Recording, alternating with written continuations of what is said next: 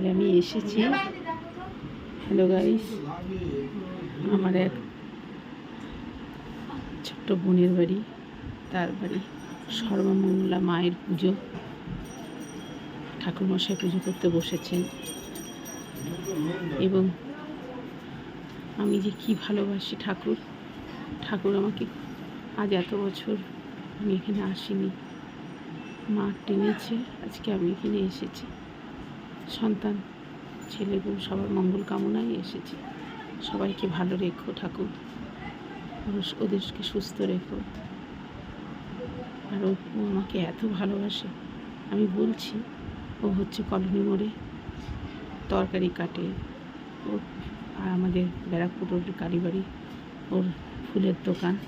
বৃহস্পতিবারে ও আমাকে ফুল দেয়, ওর কাছ থেকে আমি সব সবজি নিই, আমার ছোট্ট বোনের মতন। এবং খুব কষ্ট করে, মা তার বাড়িতে বিরাজমান, আমি যেন তার কাছে এইভাবে আসতে পারি এবং তার মুখ আমি সামনে দিয়ে দেখাবো, দেখাতে পারি। ভেতরে যখন ছিলাম তার মুখ সাইড থেকে তুলছি। এখানে মা মনসা আছেন, শিব আছেন, তিনি আছেন এবং মন্দিরের ভেতরে মেয়ে আছে, নিচে গেছে। এই যে মেয়ে, এই যে ওনার মেয়ে, তার উপরে মা ভর করে ভীষণ। এটা আমার দেখার ইচ্ছা, কিন্তু আমি কতক্ষণ বসতে পারবো জানি না, কোমরে খুব ব্যথা। ঠাকুরকে বলি, ঠাকুর তুমি সবাইকে ভালো রেখো, সুস্থ রেখো। আপনার দাদা এখানে বসে আছে, আমি আছি, এসছি ঘন্টা দেড়েক হলো এসছি।